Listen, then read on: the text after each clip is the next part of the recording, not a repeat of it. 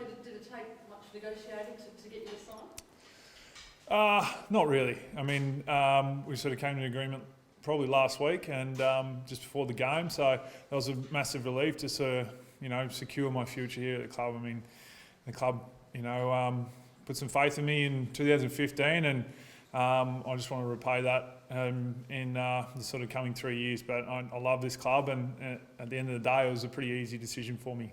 Was there any thought of entertaining any talks with other clubs?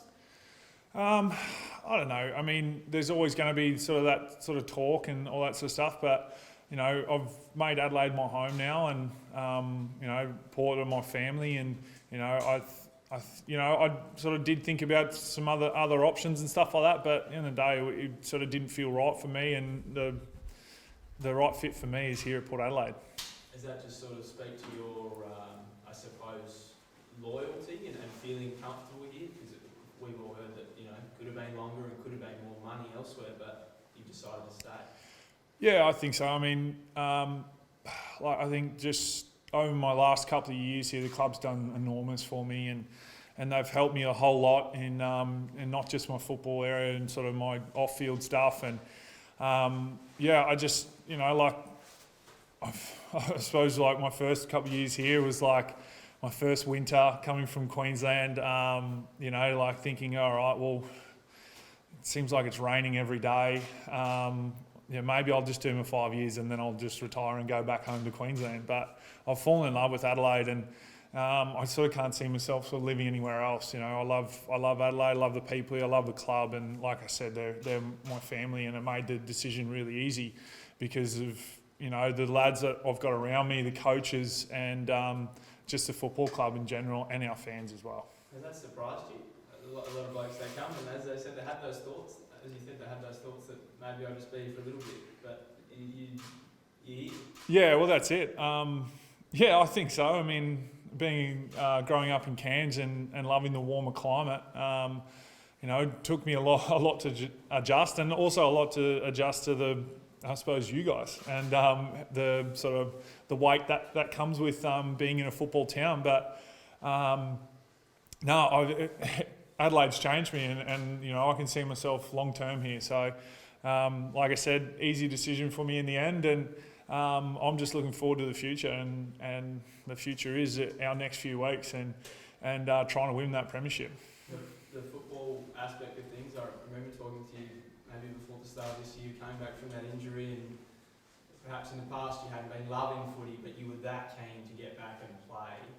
Feeling that now, sort of 3 or 4 months into the season, is this sort of unlike where you've been before in terms of loving footy? Yeah, absolutely, I'd say so. I mean, like you said, I sort of hadn't enjoyed my football for a number of years, and I suppose it felt like a job for me, and where I was just sort of coming in, ticking the box and leaving, and where I suppose the COVID stuff as well has made me realise how much, you miss the, I suppose, the big group stuff that you do more, because now we have the smaller groups and stuff like that, and seeing all the lads. We still see a lot of the boys, but it's we've got blokes walking around with a whip, no, you can't talk, just trying to spread all the groups out. So he's been doing a super job, better give him a pump up. But no, it's made me realise that I love this football club, and I love playing football, and I've fallen back in love with the game, and I'm able to and enjoy football. And I think that's comes with me being away from the group, I suppose, with my injury, and then pulling myself away from the group as well. And but then so I wanted to give I wanted to give myself the best chance this year, and give my body a time to recover properly, and I've got genuine confidence in my body, and I love playing, and sometimes I see pretty angry and frustrated out in the field, but that's just who I am, I suppose, out there, and I just want to win. I think I'm a massive competitor, and I think winning sort of becomes everything for you when we've sort of been at that sort of mark, and we're starting to break through that. So I think there's a lot of upside to this football club, and I think it's we got a chance to do something special this year. With that in mind, going to America with Travis Boak, going to the Red Bull Academy, I think your manager once said, I've never met Travis Boak, but I love him for what he's doing.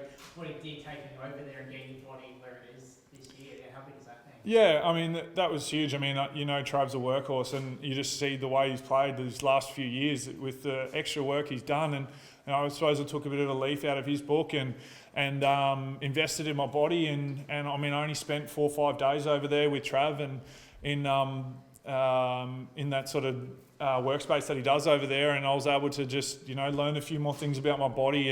And like I said, it wasn't a whole lot of load in the training. It was just sort of, you know, a few mechanical things and getting to know my body and getting another professional opinion about sort of, you know, way you work out and all that sort of stuff. And but yeah, I mean, that's sort of a huge part of my success is that I was able to continue my sort of training throughout my break and do more and just keep myself in sort of a good spot.